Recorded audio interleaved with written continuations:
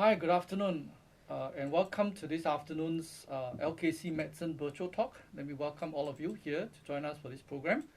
My name is Professor Quek, and I'm the Assistant Dean for Admissions here at LKC. And with me, I have two Year 3 students, Joan and Sean. And we have lined up for you an exciting program for the next hour.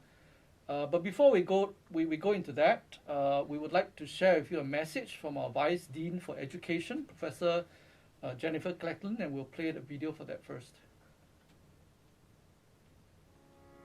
Hello, my name is Professor Jennifer Clecklin and I'm the Vice Dean of Education at LKC Medicine. I want to spend a few minutes to tell you about our medical programme. So LKC Medicine is a joint medical school, a partnership between Imperial College London and NTU Singapore. LKC Medicine was established in 2010. We took our first intake of students in 2013, graduated our first batch in 2018, and now have graduated 3 cohorts of students, all of whom are now working in Singapore's healthcare environments. It's a world-class MBBS qualification. It brings together the best of Imperial with its long history in medicine and science, and the best of NTU with its world-class standard of engineering, technology, science and humanities. We partner most closely with NHG, National Healthcare Group of Singapore, and they are known for their patient-centred care and the excellence of the teaching that our own and other medical students and other healthcare students receive in their environments. Our students have fabulous experiences within NHG. We have a particular pedagogic approach, a way of delivering our education and teaching called team-based learning, or TBL. You'll learn more about that if you come to LKC Medicine, but one thing I want to mention today is that TBL allowed us, the way it's organised allowed us to shift from face-to-face to online teaching really smoothly at the beginning of COVID-19. And our research into this has shown that actually shifting from face-to-face teaching to online teaching didn't impact on students' learning or outcomes in any way. We also have communication skills teaching, we have simulation teaching, we have all the aspects that one would expect in a world-class degree programme. And again, because of our facilities and our ways of working, we've managed to ensure the student experience throughout these recent difficult times. Students have the benefit of a dual campus at LKC Medicine. One of our buildings is in the NTU campus, one is in Novena. You kind of get the best of both worlds, the lovely NTU campus, which really does feel like a university campus, and then here in the middle of Novena, a kind of much more healthcare experience right next door to TTSH, city centre experience. I think that's really nice as a student to have those contrasts. One of the things I'd like to highlight is our house system, which is students are members of one of 5 houses for the duration of their time with us.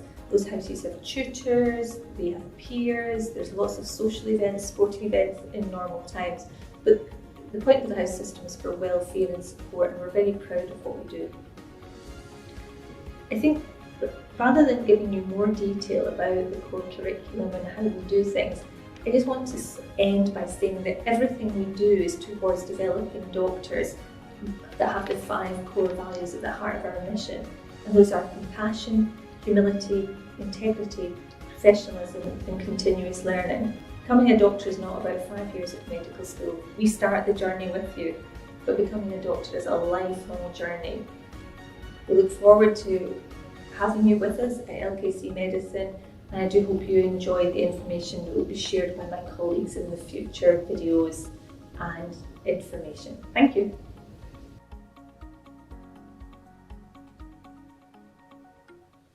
Okay, I hope you enjoyed that brief message from our Vice Dean for Education. And so going forward, for the next about an hour, I'm going to start by giving you a brief overview of our MBBS program, and then thereafter a bit about what I'm sure many of you are anxious about, which is the admission process and what the next steps are. Following that, we'll have Sean and Joanne go through with you on their experience here at LKC and what typical student life is like here at LKC Medicine. And lastly, following that, we'll have a period for Q&A. And we would like you to continue to send in your questions via Slido and key in our event code #LKCMedicineOH2021 or through our Instagram account, and keep those questions coming through the period of the talk as well. So recently, in the last year, we commemorated our 10th anniversary here at LKC. So while the school is new, our program is certainly tried and tested, and we have to date already graduated 3 cohorts of students who have gone on to join the healthcare workforce, many of whom have gone on to secure places for training, which I'll tell you more about, and also to acquit themselves very well in the workplace. And so our program is one that has been jointly developed between NTU and Imperial, building on the long period of experience that Imperial College has had. But let me emphasize that our program is fully delivered in Singapore, with 99% of the content delivered by our local faculty. So it builds on many of the strong foundations of both institutions. Now, our program is a 5-year undergraduate program. The first 2 years with a strong emphasis on integrated basic sciences, and followed by 3 years where we built upon the clinical science teaching in the various hospitals of Singapore. A couple of distinctive features about our program in the first 2 years. Unlike traditional medical school programs, which teach the basic science subjects like physiology, biochemistry, anatomy in their traditional subjects, we have deconstructed them, and we deliver the same content in the various body systems.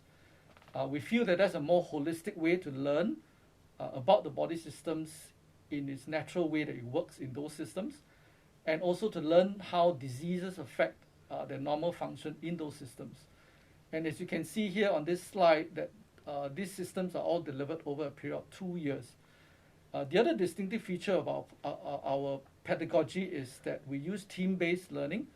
Some of you may be familiar with what that is. It's a form of a flipped classroom, where instead of delivering boring lectures, which often is sleep-inducing to a large class with a faculty in front, we often give that content to you ahead of time for our students to review at their own pace and their own time. And when they come to class, their time with the faculty is spent more productively in discussion and going through clinically oriented questions, which we find enhance more greatly their learning of that material. Going into the clinical years, as you can see from the 3rd year onwards, there are the clinical postings starting with medicine and surgery. There will also be a period of their campus teaching weeks when the whole class gets to come together for foundational teachings during those periods. Going to the 4th year will be medicines in the various stages of their life, from pediatrics, the medicine in children, to geriatric medicine, learning medicine of the elderly, and also obs and gynae for diseases in women. And following that, in year 5 will be the period when our students start to consolidate their learning and getting ready for practice as a doctor, being in their final year. It's also the period when our students have the opportunity to undergo electives overseas, or electives locally, which we call selectives. And following the exams, then our students will undergo a student assistantship program, which is a period when our students will be embedded among the medical teams in the hospitals and learn to function and understand the work of a junior doctor. I think the only difference from being a junior doctor in the hospital is that they're not paid for the work that they're doing. And so I've emphasized some of the distinctive pedagogies of our school, especially team-based learning, and really making use of digital technology to enhance and deliver digital learning for our students. Looking into how we collaborate with our partners, and you can see that our students will spend clinical time in all 15 healthcare institutions in Singapore, and they will be rotated through all 3 healthcare clusters in Singapore as well. There will also be many opportunities for being exposed overseas. and especially with our partner in Imperial at London, where there are opportunities for some students to join immersion programs in year 2, or even scholarly projects both locally and overseas in year 4, and electives in London and elsewhere. And this is kind of a world map showing you, all the purple dots, places where our students over the years have gone to, or to just about every continent except maybe Antarctica. And so these are just a few snapshots of our students overseas at the time of the electives. This is in London, some in Ireland, India, Taiwan and Japan, South Korea, and also opportunities to participate in some international challenges and competitions. As I mentioned earlier, we have already graduated 3 cohorts of students. Many of them have gone on to work and acquit themselves very well. These are just a few examples of our first cohort who, in the course of their work, have been awarded teaching awards. And these are teaching awards from the NHG in 2018, and also this doctor in 2019 from the Sing Health Junior Doctor Award. Many of our colleagues in the hospitals have also given very positive feedback about our graduates, and they're often described to be thinking, confident, and willing to speak out, having good communication skills, good knowledge, and something that we're very proud of in the school. What this shows you are based on the first cohort, our first graduating cohort, who are now in PGY 3, and you can see that many of them have gone on to secure training places, what we call residency in the postgraduate training, to do specialty training in those various fields. I think the other thing to note is that our residents have also gone on to secure residency positions in all 3 residency programs, those in Sing Health, NHG, National Healthcare Group, or NUHS, the National Health, National University Health System. So it's certainly not only in one system that they've been able to thrive in. During this very unique time of COVID, many of our graduates have also contributed and worked well in the healthcare system, and you can see that many of them have felt that they have contributed very much to our national effort to combat COVID. So now I suppose this is something that many of you are anxious to learn more about, which is how you can gain admission to our school for our next intake that we will be taking in August this year. So what are the documents or qualifications or criteria that you need to have? So many of you would have by now secured what your primary academic qualification would be. I think the majority of you will be coming through with your A-level results. Some will be IB, some will NUHS high results. So they are all fine, even Polyclinic. And you would need to have taken the BMed that was administered last year in the October-November period. And that's a compulsory test that you need to have taken if you intend to apply to us this year. As you apply, you'll be asked to fill in a personal statement and also to provide 2 referee reports. Here I want to emphasize that there is a new requirement this year that one of your referee reports has to be provided by your civics or form tutor. One of them is a compulsory requirement from this year. So we would then now be at step 2, where with your BMed, we will have your BMed result, but with your primary qualification, fill in the online application, and we will then shortlist from among the applicants about 500 students to appear for the multi-mini interviews which we'll be conducting in the month of April, the first 3 weeks of April. And once we complete the series of MMIs, we will be sending out the offers starting from early May through to June. Okay, and once you receive the offer and if you accept, then the period for health screening and subsequent matriculation will occur over the June to July period. Now, some of you may be wondering about the aptitude-based admissions. So firstly, I would say that for most of our applicants, if your academic qualifications and your BMed scores already meet our cutoffs, the ABA application will not be considered, and there's no need for that. I think the ABA application largely applies to two groups. One will be a group where the cutoffs do not meet our required academic and BMAT cutoffs, and maybe they fall slightly short. We will then look at what aptitude-based qualification you may have. The second group will be those who have previously applied and not been offered a place at LKC, and this time around you wish to apply using the ABA route. I just want to emphasize here that you can do that, and we generally look at your achievements at the national or international level. So I've provided a few examples there on the screen. Just a few words about the MMI. So it is a series of 8 interviews that you will do consecutively over a period of an hour, each interview being 5 minutes. And I think there are a few questions online about this. So this year, barring any drastic change in the COVID situation, we intend to have face-to-face interviews with, of course, safe distancing measures.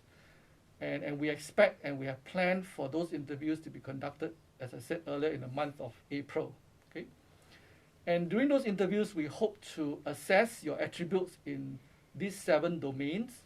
Not all 7 domains will be assessed in every interview, but by the time you finish our set of 8 interviews, we would have a pretty good idea about your attributes in these areas. And thereafter, using both your BMAT score,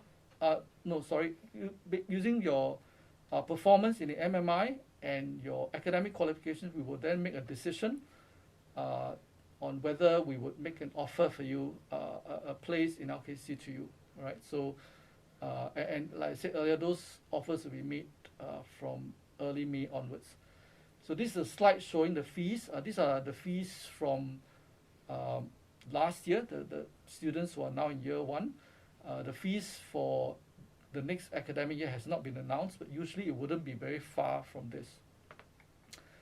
We know that medical school fees are very costly, and we have, the government has provided bursaries, and I'll show in the next slide what the cutoff is. For more details, you can visit our website, and there's more information there. There are also student loans, tuition fee loans available that cover up to 90% of the fees, even for those who do not meet the bursary criteria. And of course, scholarships are based on merit, and we have 7 scholarships with about 11 scholarship places available. And you can see that some of these have only available to citizens. There's one that's only available to non-citizens, and there are 3 that have a need-based criteria. So these are the bursaries I mentioned, and for those who meet the most stringent cutoff, there is actually a $0 out-of-pocket expense with regards to the tuition fees, and there's a sliding scale for that, for income that is higher than the lowest tier. And this is what I mentioned earlier about the tuition fee loan. You can see from the top row for the Singapore citizens that the loan covers up to 90% of the annual fee, and for permanent residents and international students, it is capped at the same level as for Singapore citizens. And you do not need to make any payment for this till you have graduated from the course. So we don't have enough time to cover everything about admissions or about our program, but all this information can be found also on our website, and also on some of these brochures, which you can scan from this QR code. So let me hand over the time to Joan and Sean, who will tell you more about life in LKC. Over to you. So thank you, Prof. Quek. So my name is Joan, and this is Sean, and both of us are year 3 students in LKC Medicine. So today what we share about is more of a life of an LKC Medicine student. So we'll be covering today will be first the preclinical years, then the clinical years, before we share on a general sharing about student life. So our preclinical years are year 1 and year 2 of the curriculum. So this, as Prof. Quek has mentioned, is system-based learning, and mainly we do team-based learning during the week. Then in between, we have foundations of clinical practice, anatomy and histology labs. And some of the highlights of our year 1 and year 2 is the hospital and polyclinic weeks, as well as the science practicals that we have. So as mentioned, we have system-based learning. So what this means is that our content is arranged by the body system. So we have the cardiovascular system, where we learn about the heart and the blood vessels. We also have the respiratory system, where we learn about lungs and oxygen exchange. And we have many, many more systems that we cover over the 2 years. So how we learn this is through team-based learning sessions, where we learn about the normal physiology. And then we also have questions on the abnormal physiology, and that's where the clinical diseases come in.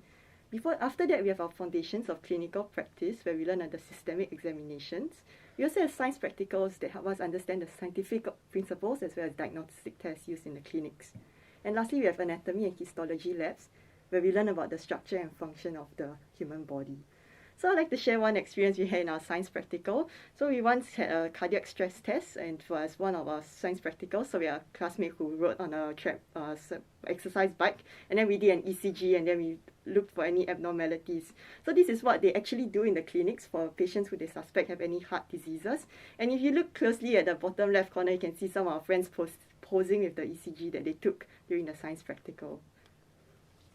Alright, thanks Joan. So now we're talking about the foundations of clinical practice. So the foundations of clinical practice program is actually, as the name implies, they're actually the foundations of what we eventually practice in our clinical years. So these start as soon as the second week of your first year at medical school and involve three main things. Firstly, you have the clinical communications, where students learn how to interact with patients, take the relevant histories, and basically interview them with the skills that they'll need for their clinical years. Secondly, we also have the physical examinations, like Joan mentioned, where you go through the different system examinations and you learn how to look, feel, and move the patient to pick up any signs indicative of disease. The last one is your practical skills, where you learn more about the nitty-gritty, the little procedures that doctors do on a day-to-day basis, such as taking bloods or doing suturing on patients. And all of these are done with simulated patients from your very first year. So you get very early contact with people who help you practice and develop your skills in a very safe space. So another one of the highlights of your pre-clinical years would be your hospital and polyclinic weeks, and these are rather early. They happen actually in the September of your first year, a mere 3 months into your medical school. So this early clinical experience is what LKC really believes in, and it's an opportunity for your first year medical students to apply the skills and knowledge that they've learned in their TBL, in their foundations of clinical practice, in a real-life clinical setting. And this is important because it allows us to understand how medical theory and hard science is actually applied in your clinical practice. In addition to this, it also gives us an opportunity to see medicine practice in an actual real-life context, where we see the interaction between the different healthcare professionals and how they work together to care for the patient. Another important element of this is the early patient contact, this time with real patients. So the early patient contact is important for us young medical students because it allows us to understand the patient's perspective and how they go through our healthcare system. So as Prof. Quek mentioned before, team-based learning is one of the unique selling points of LKC. And basically this involves us going into classes in small groups as small as 6 students, if a whole class about 150. And this team actually goes through the different elements of the TBL together, and they work together to solve problems, clarify doubts, and all together learn as a team. So for those of you who are more introverted, don't worry. This small group actually forms a very safe space for you to clarify any doubts, ask any questions among your teammates. And if you still can't resolve those questions or just have any lingering curiosities, you can escalate them to the clinical experts who will be on hand. So actually a highlight of your team-based learning would be the application exercises at the very end, where you get to apply whatever you learned in your preparation or in the prior segments. So these application exercises are much more practical. They're usually clinical vignettes and sometimes featuring patients of the content experts themselves. So you can really see how your understanding of medical theory applies to clinical practice. Another highlight of your preclinical years would be your anatomy and histology labs, which allows you to have some time to have some hands-on learning of the different body structures. And we accomplish this through various ways here in LKC. The first of this is your plastinated specimens, which are actually donated and then preserved human body organs. And this lets us to really see how a human organ looks like outside the human body and appreciate the gross structure of it. For rarer subjects or rarer diseases, we have the potted specimens. So some diseases might be a bit more rare, a bit harder for us to appreciate outside the textbook. And for this, we have potted specimens, which are specially preserved organs featuring these rarer defects. We also have the anatomage table, which is a giant screen that allows us to peel back the different layers of the human body, examine each system in detail, and even go in and zoom in on the different organs, so you can understand how the human body looks and what is considered its ideal state. Lastly, we also have a rather new thing, which are the 3D printed plastic models, which are pushed for by one of our very own anatomy professors. So these 3D printed plastic models are based on the actual specimens we have, And it allows each student a bit more hands-on time with different models to understand the different body parts as well. So you don't have to worry so much about causing wear and tear or damage when we're learning. So now we move on to the clinical years, which is year 3 to year 5. So what we usually start off with is the campus teaching weeks. This is very similar to what you experience in year 1 and year 2. Then following which with our clinical postings at the various polyclinics and hospitals in Singapore. In year 4, one of the highlights is the scholarly project, which is 6 weeks dedicated to research. And lastly, in year 5, we have our overseas elective, which many students look forward to. And then lastly comes our MBBS, which is our graduating exam, before the student assistantship program, which is a bridging between being a student and being a house officer in future. So as clinical years, as the name suggests, mainly involves clinical postings. So what we do is in the morning, we go for ward rounds. This is where the consultant and the team goes to each patient and they get to understand their condition, and then they discuss the investigation and managements to order for the patient. In the afternoon, we often go for clinics where we see the outpatient cases. And then we also have occasional tutorials, and tutorials are divided into didactics and bedsides. So for didactic tutorials, what we go through is the content on the clinical disease, the investigations and management that you usually order for those diseases. And for bedsides is where our tutor would bring us to the patient, and under a safe environment, we learn to hone our clinical communication and physical examination skills. And lastly, the clinical years during the clinical postings is a chance to practice our procedures. This is where we get to take blood and do various procedures on actual patients under careful supervision. And what we practiced in our skills lab during the preclinical years was very helpful in preparing us for doing the actual procedures. So as John mentioned, in year 4, you can look forward to your year 4 scholarly project. So year 4 scholarly project actually gives you 6 weeks to explore various topics outside of clinical practice. So this can be anything from clinical medicine to laboratory medicine to some public health topics and even medical education research. So it's quite a good break for us after our long clinical postings. So the outcome of this is usually in the form of a poster or journal article, as well as a chance to present your findings in LKC Research Symposium and represent LKC in any overseas conferences that might be relevant. And of course, the day everyone is looking forward to at the end of your 5 years is the MBBS results day, usually in the February of your graduating year. And right after this, the students get a short break before jumping back in for the student assistantship program to bridge the gap between a year 5 medical student and their first year as house officers. So now I'll just share a bit more on student life. So as an LKC student, you can look forward to events within LKC as part of our LKC enrichment, so like different clubs and different committees you can join, as well as also NTU activities such as CCAs and CIPs that you're free to join in as well. So another point in LKC is that we have a house system. So what happens is that in year 1, you're assigned to one of the 5 houses, and this follows you for the 5 years. And as a year 1 student, it was really, really helpful because when you first join LKC, you don't really know anyone else in your batch. And when you have your house system, that's an easy way to get to know your peers as well as your batch. And orientation program is often carried out as a house, so that's one way to build close bonds with your peers. So apart from your peers, what we do in our house system is that we are split into even smaller groups of house family, and your house family consists of members all the way from the first batch to the year 1 students. And this provides you educational support or even just a friend group to go out for dinner with. And lastly, you have your house tutors. So this tutor is assigned to you in year 1 and they follow you throughout your medical school career. And what they do is provide valuable advice when you meet any hardships along the way. And as a house, we also participate in the Inter-House Cup, and these events include Sports Day, LKC Carnival, the Game Show Challenge, as well as CSB Games Day. And even during COVID period, like when we couldn't meet in person, we had some video games day over Zoom where we played Brawl Stars, Among Us, and it was good to just get to meet our house and our batchmates again over Zoom. Okay, so another part of the LKC experience is being a member of the LKC Students Medical Society, which is a body involving all LKC students. So the LKC Students Medical Society actually functions to look after the welfare of the students, as well as organize a few key programs. So a few of the committees are here on the slide. One of them is the Arts and Culture Committee, which is actually formed with LKC students, and they celebrate various festive occasions and cultural events. So some of these include Chinese New Year, Christmas, Teachers' Day, and Children's Day. And the next one you see is the Dinner and Dance. So the Dinner and Dance, or D&D, is usually held at the end of the first year for the first year medical students to have a night to unwind with their teammates, as well as take nice photos in their formal wear outside of the clinical postings. The last thing you can look forward to in your first year is being a part of the Freshman Orientation Program, or FOP for short. This is usually a 3-day camp organized by the seniors for the incoming first-year medical students and gives them a chance to bond and form closer bonds as a house, both within their batch and with the direct seniors. So this is usually held across NTU, the Novena campus, and external venues. In addition to this, students can also look forward to various community involvement projects, and these can be both local and overseas. So locally, your community involvement projects can range from anything from first aid coverage to visiting elder care homes or retirement homes, where you get to interact with residents and bring joy to their lives.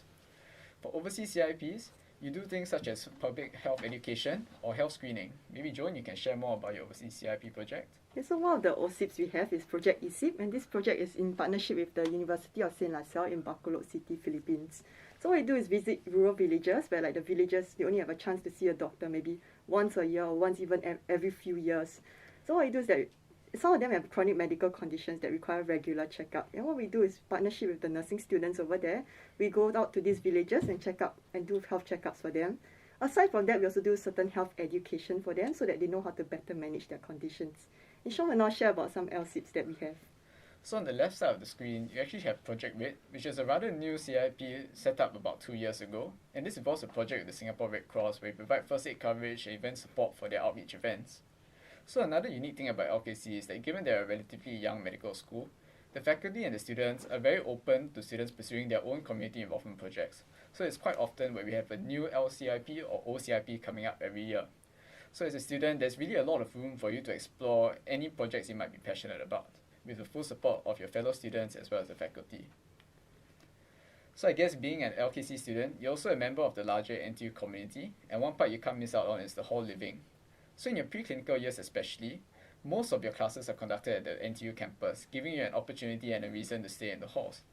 So as a member of the halls, you get to participate in various hall sports. For those of you who are less athletically inclined, you have your arts and culture groups such as a cappella or jam band.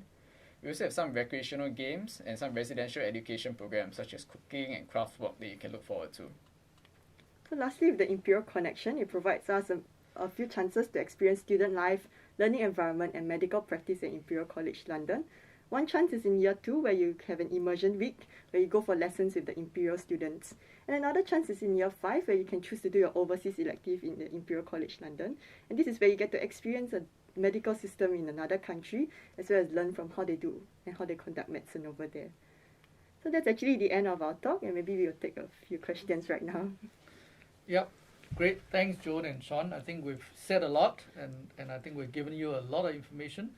I think now is the time to maybe hear from you and go through some of the questions that have come in. So continue to keep those questions coming as we go through those that have already been submitted.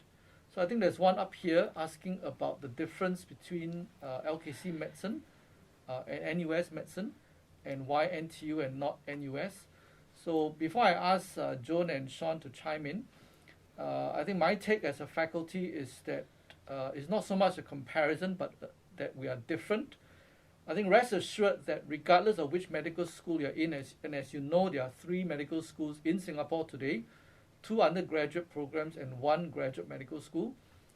Each of them, at the end of which, when you graduate, will prepare you and you'll be ready to enter medical practice in Singapore. But I think what is different is the journey and how you get there.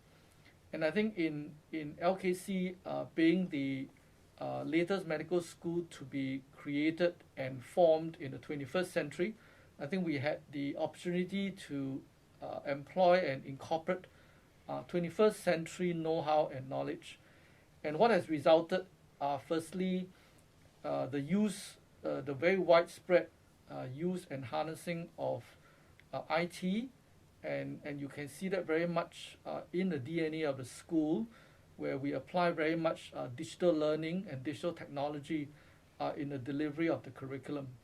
I think the second thing that is new is to apply the latest in teaching pedagogy. And as you have heard very much already, we employ TBL, which is something that in the last 20 years has been shown to be much more effective as a means for teaching, and more than just teaching and learning, but to learn and apply that knowledge. And it's been shown that it has much greater retentive ability than the usual traditional lecture-based teaching. So I would say we're different. I think for those of you in the audience who prefer a more discussive, interactive form of learning, I think you will enjoy TBL or LKC. If you are the sort that prefer a more traditional based lecture, then maybe NUS might be something that would fit you better. So I would suggest that you consider those in your choice. So maybe over to you, Joan or Sean, who would like to take that? Maybe Sean? Sure. So for myself, I was choosing between NUS, the Longdon School of Medicine, as well as LKC Medicine. So what really sold LKC for me was pretty much its emphasis on its community, its really team-based learning. Because when they say team-based learning, you're not just together with your team for that few short hours each week. You're together with your team for the whole year. You're going through everything together. And this forms a really nice, close-knit bond between the students, where you get to practice your skills, you get to pit your ideas and thinking against each other to help each other grow, both as individuals and as potential future doctors. So this not only sharpens the mental rigor that you need as a doctor with your knowledge and all that, but also develops your interpersonal skills to work together as a team, because eventually when you practice, you're not competing with each other, you're working together to cure the disease, to fight the disease. And as an LKC student, you get to learn these valuable skills from your first year and all the way through your 5 years. You know, something else that really struck me when I was choosing was that when you come to LKC, what you have is a very early patient contact. So as what Sean has mentioned before, you go for your hospital week and your polyclinic weeks as early as like September of your first year. And I guess that's interesting for me, as why you chose medicine was so that you can help your patients, and the first time you see your patient is so early in year 1, so it really inspires you to do well and do better during your medical school years. Yeah. Good. I think those are very helpful points. And maybe let's go on to the next question. I think there's a question about our multi-mini interviews this year. And as I said earlier in the talk, this year, barring any drastic change in our local COVID situation, we are planning for face-to-face interviews where you will come down to our building here at Novena, the Clinical Sciences building, and we will be conducting those interviews over a period of 9 days in the month of April. Okay, and as I said earlier as well, that there will be 8 stations in one sitting conducted over a period of an hour or so. For the next question on what is student life like, the number of hours that you spend on learning, and maybe in practical lessons, maybe I'll have Joan handle that question. Yeah. So in year 1 and year 2, typically we have 2 TBLs a week, and TBLs can range from half day to full day. Then before TBLs, you have to do your own preparation at home or in hall, wherever you choose to. That roughly takes about 4 hours or 5 hours for each TBL.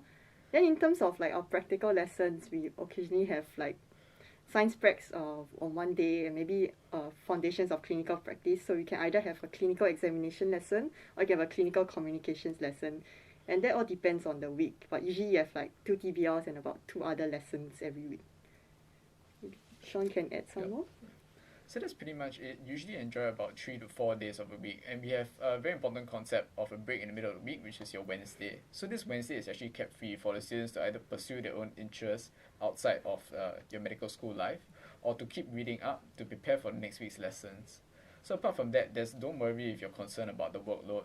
In medical school, there's definitely a lot of educational commitments, but there's always time for you to pursue your own things outside of medicine as well.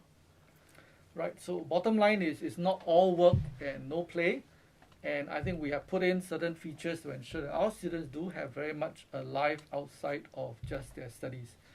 Right, maybe we'll go to the next question, which asks about what is the most important trait to have as a medical student or as a doctor.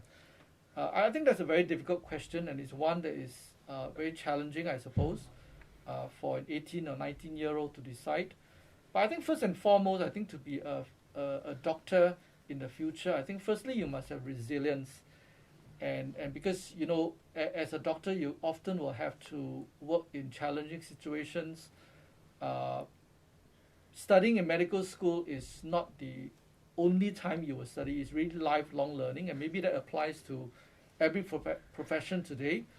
But I would say resilience, the ability to study and be prepared to study through your life. I think if you have good people skills, good communication skills, those are very helpful. as well. And having a positive can-do attitude, I think those are great. And maybe Sean or Joan, anything to add to that? I think Prof. you covered most of the important points. I like to say that especially now with the internet and all that, knowledge is no longer everything. What's more important is also your interpersonal skills, not just how to interact with patients, but how to interact with your peers, be they doctor or other healthcare workers, because all these come together to care for the patient as well. Yeah, I think what we teach you very much in medical school, especially LKC, is not so much the knowledge that we pass on to you, but we teach you how to acquire that knowledge, where to find it, how to understand it, and that kind of prepares you very much for lifelong learning. Okay, so I think the next question, will students go to campus at Novena instead of the main NTU campus? So maybe Sean, you can share your experience the first couple of years, and now you're in year 3, so what has that been like? Sure. So in preclinical years, I would say that TBLs are usually carried out before COVID, they're carried out in the NTU campus. Right now, they're all on Zoom because the batch size is a bit too big to have it in person.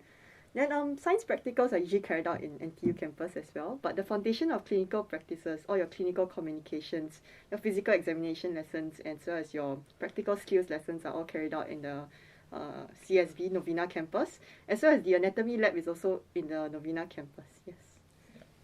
So currently in the clinical years, most of our training is actually at the different healthcare institutions, barring a few campus teaching weeks in the Novena campus. So for us, we're actually both at Kutukwat Hospital. We're embedded in the ward teams, and sometimes we go over to the various polyclinics or medical centers where we actually engage with the community as well. So I would say, in general, preclinical years would be at NTU, but for clinical years and onwards, you'll be mostly at Novena or in your healthcare institution. Basically, as a medical student in your clinical years, you do have to travel between the healthcare institutions depending on where you're posted to. Okay, so I think there's a question on interview tips for MMI. Well, generally, my advice for anyone coming for MMI is that the questions are designed, you'll be given a scenario, and they're designed to really have you be spontaneous and to be yourself. I think if you, and as I said earlier, I think we are looking for certain traits, and if you have those traits in abundance, just be yourself, and you'll be self-evident, and we're confident that you will do well in those stations. There will be some stations where you might be interacting with someone who's playing a role. It often will be a role that you can relate to, and you might be asked to perform or to communicate with that person who's playing a certain role in that scenario. So generally, there is no particular formal preparation that's required. We have often observed that for those that undergo formal preparation, they actually tend to do less well. They tend to seem very rehearsed, and what they say seems to be often quite unnatural. So my advice is really to be yourself. Maybe I can invite Joan and Sean to share how you prepared for your MMI at all, if at all. I don't think I really prepared for my MMI, but I would say advice would be to remain calm, be yourself. And I know there's 8 stations, it can seem daunting, and I would say that if you feel like you didn't do well for one station, don't let it affect you for the following stations. It's okay, that's only one station, then just continue as you would normally for the rest. Personally for me, I think the most important thing that I focused on when preparing for MMI wasn't really any of the content in the stations. It's more about affirming my commitment. How willing am I to pursue in medicine? As long as you're clear about why you want to do medicine, and if you know the reasons and the reasons are justified, you cannot go wrong in any of your answers if your personal determination is there. And I think in interviews, that's what the interviewers are really trying to bring out in each candidate. Okay. I think there's a question on what the intake is for this year. I think we are often told by the Ministry of Education what our intake will be each year. So for the intake this year, it has not been officially announced as yet by the Ministry of Education, but we anticipate that the number is going to be around 150. I think last year we took slightly more, 162, and that was because of COVID and many Singaporean students being unable to travel overseas. So I think this year we're still working towards around 150 till we hear otherwise on the Ministry of Education. So do we have a next question?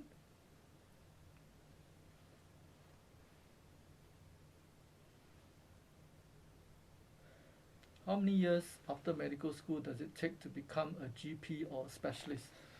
Right. So that depends. Let me just explain that postgraduate training is not conducted by the medical school. It's actually conducted by the Ministry of Health that has given that task to the 3 healthcare clusters. So you might be familiar with the 3 healthcare clusters: National Healthcare Group, NUHS, and SingHealth. So each of those clusters will run their own residency program in the specialties. And it's a competitive process. And so let's say, for example, if you're interested to become a surgeon and you want to apply for a surgical residency, you would often apply to do all 3 programs for a place. And there is what we call a matching exercise. So it's competitive and it's based on being matched to a program. And once you match, then you begin the training for that program. Each program has a different duration. Like for example, in some specialties it could be 3 years, some could be 4 years, and some could be 6 years. And so it really depends on the program that you're at. So, but generally they vary between 3 to 6 up to 7 years that is specific to that specialty. And they will all, the duration will be the same regardless of which institution that you train at, which any one of the 3, but they'll be the same. Now again, if you wish to be a family physician, you could be a family physician or be a GP, a general practitioner, even if you did not take family medicine residency. But of course, it is good to get formal training in family medicine, and if you do, you have to get a place, and if I'm not mistaken, I think that's 3 years. That could be a 3-year residency. But it's not a requirement to have completed family medicine residency to practice as a general practitioner. However, having said that, all the students that go through our local medical schools, at the end of graduation, you have to serve a service bond of 5 years. And so most doctors who graduate here would still be working in the system within the 5-year period regardless. So there will be a period for you to gain exposure and training as well. What's the next question? Why is team-based learning good? Isn't it inefficient? Oh, right, okay. Well, I think team-based learning, in a sense, allows the students to apply their knowledge. You know that today, when you attend a lecture, right, you get 1 or 3 responses. I think we know that about 1/3 of the class don't even turn up for the lecture. And then among those that do turn up, half of them will be sleeping. And so on average, only about 1/3 of the class is awake. And even those that are awake, some of them could be in cyberspace.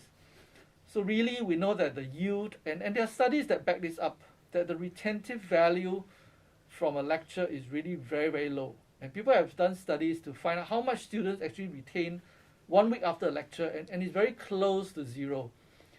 And there are other studies that have shown that if you do away with the lecture, give the material to the students to learn that at their own time, and then subsequently come in for discussion, clarification, use questions to challenge their understanding and application of that knowledge, and then discuss through that, you bring them to a much higher level of understanding of that content and learning how it applies. They do very much, perform much better. And it's not just my saying so, but there's certainly scientific evidence to back that up. Maybe I don't know whether Sean or Joan want to chime in, or whether they feel that they enjoy team-based learning. Sure, maybe I can take this one. So I think team-based learning for myself was really enjoyable because, as Prof. Quek said, in JC we had lectures, and I was unfortunately the part of the 1/3 that was sleeping most of the time. So team-based learning actually forces you to be quite engaged. Not only to listen to content experts, to be engaged in a discussion with your teammates. So you're actually awake like nearly 100% of the time, barring any toilet breaks you take. So because of this, you also gain a lot from the interaction, and you also get a lot stronger memories are made because you tie whatever knowledge you have with any problems that you might encounter, any questions you might solve, and anything your teammate might have told you that had not occurred to you before. So actually I think you walk away from your team-based learning with a lot more than you otherwise have if you spend a similar amount of time napping in a lecture or attending said lecture, of course. I feel like maybe one other good point about team-based learning is that if you are, for example, a slower learner, you want to watch the lecture video multiple times, that is an option for you as well. And if on the other hand, you just need to watch it once, then you just watch it once. So it really helps you, gives you the freedom to choose how many times you want to watch the video and how much effort you want to put in outside of watching the video to understand the material. Then when you go for TBL, it reinforces the knowledge that you learn through the videos. Yeah. Okay, I think there's a question here on the BMAT score, and I'll probably take in total a number of questions that have come in related to qualifications and the criteria that we set. Obviously, the school does have cutoff for the various qualifications and BMAT, and information on that cutoff, unfortunately, is private and is not shared with the public. So there is a cutoff, and let me reassure you that it is entirely meritocratic, in the sense that those who do better obviously will be shortlisted above those that do less well. Secondly, we consider both your BMAT and your primary qualification. So let's say, using the example of A-level, let's say you do very poorly in your A-level, but you did very well in your BMAT. But if your A-level is not up to a certain level that we expect, then unfortunately we will not be able to shortlist you. Vice versa is also true. If you did very, very well in your BMAT, maybe you got a perfect score, but in your A-levels, but you did very badly in your BMAT, such as the score is extremely low, we also will not shortlist you. So we look at both, our performance in both. Secondly, the next thing I would address is the different qualifications, whether it's A-level, IB, NUS High, or Polytechnic qualification. Each one of them, we also have a cutoff. Again, like I said, it's not public domain information, but rest assured there is no discrimination against each class. Each will be considered based on the merit of your performance. And like I said, our target is to shortlist about 500 for interviews, and then thereafter work towards offering our 150 students that we intend to take this year. I think there was also a question of whether taking an H3 subject would render any advantage or disadvantage. No, we do not. We only take your A-level score as it is. It does not matter whether you have an H3 subject or not. Doing a physics over biology also does not advantage or disadvantage you. I think based on my awareness, it's only a requirement to have chemistry and either physics or biology. Now we know that all students coming in to year one will often have a blind spot in either their physics or their biology, and we have a foundational block in the beginning that will cover some of the potential deficiencies that our students may have in either physics or biology, and that will pretty much bring the whole class up to speed and for the rest of their curriculum. So it really doesn't confer any disadvantage at all. So I hope I reassured you and given you some understanding on that. There's also a question on national service. I'm serving my NS and ORD this November. Okay. So with regards to national service, for those of you who are in the midst of national service, you can apply, and during the time when we offer you an interview, you should apply for time off from your national service commanders and those in charge to attend your interviews. Usually they will be accommodating for the interview. And if you're offered a place, usually your ability to disrupt will firstly be decided by the Army. So if SAF decides to offer you disruption, you then have the option of whether to accept or reject the disruption. And the school will keep a place for you till you are able to matriculate. So in other words, if SAF decides not to offer you the option of disruption, then you cannot disrupt, in which case the school will keep your place till you finish your NS at the next available academic year, then you can join us. If, however, the SAF offers you disruption and you decide not to take it up, we will also keep a place for you. If SAF offers you a disruption and you take it up, then you can join us this August. The other thing I will point out is that SAF has a rule that if you disrupt, your return of service cannot be less than 1 year. So for those of you who have less than 1 year outstanding in your NS liability, it would mean that when you will end up serving more than your requirement of 2 years. So some have chosen to take that route and be patriotic and serve extra. But for those of you who wish not to, then it's your choice, and you could decide to finish your NS first, then join us after you have done that. Sean, in your case, did you disrupt? Yeah, in my case, I actually disrupted in my first year. So to give a bit more information for those of you in NS, I think another consideration is you having completed your basic military training, yeah, be it in whichever force you might be. So that's a requirement, right? To finish yep. BMT, yeah. And the other advice I'll give you is that if you're in the army, be a good soldier, because if I think that does have a bearing on whether SAF decides to allow you to disrupt. I think if you make yourself totally invaluable to them, or if you are an extremely poor soldier, they might, not view your disruption so favorably. So, anything else on SAF you want to cover? No, I think you covered most of it. When do we start clinical in NTU? Maybe over to you, John. So as the name suggests, clinical years start in year 3 and they last all the way until year 5. Doing clinical postings basically attached to the polyclinics or the hospitals around Singapore, and you follow around the team based on the specialty that you're doing right now. Anything else you want to add? So there's a question on if the COVID situation were to worsen, how will the application process differ? I presume they're talking about the admission application process. So I think if there's a big wave of COVID, and if that were to happen, and there's another period of a circuit breaker, then we will revert to online interviews, and we will, provide details of that as it happens. But otherwise, I think we are at the moment planning towards face-to-face interviews this year. Just a point about COVID, I think Sean covered that to some extent. I think while we very much like our students to come to campus, have face-to-face lessons, and learn to work together face-to-face in a group, we have found that actually our TBL and our very great use of digital technology has put us really in a very unique position, such that when COVID happened, we pretty much could bring everything online, and all the lessons proceeded, and the TBL all proceeded, and actually were functioning quite well on Zoom as well, so that I feel that actually our students' learning was not adversely affected by COVID. So I think that in a sense is a testament to the resiliency of our program, that we can run both online and in face-to-face. Of course, we very much prefer the face-to-face, and I hope that in the next academic year, when you join us, that everything will be back to face-to-face in August this year. Do we have another question?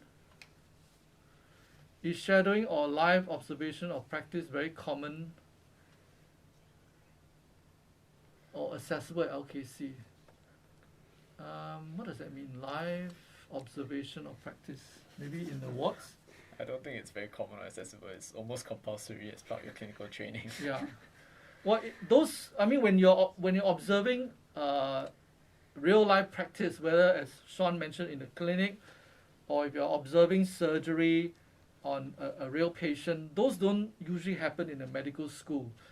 Those happen in our hospitals, and our students will be in the hospitals, and certainly they will be brought in, and that's pretty much the learning environment for a medical student, right? Everywhere in the hospital, whether in the emergency department or the operating theatre, will be pretty much where they can expect to be rotated in as part of their training in the appropriate clinical rotation that they're at. Is it time to wrap up? Okay. So I'm told that we've come to the end of our time, and obviously in a session like this, it's near impossible to finish all the questions that you've had. For those of you who have still questions unanswered, we are able to still take them in online, and I think there are still live chats that are available. Secondly, I would encourage you to go on site on our website, where I think we have a lot of information that is available, and you can find them there as well. So lastly, let me thank Sean and Joan, who have joined us this afternoon. We thank you, the audience, for having joined us this afternoon for this session. And we've also provided a QR code for you to scan and we have a lot of useful forms and information available as well. So once again, let me thank you for joining us for this afternoon's virtual learning session. Thank you very much, and see you soon.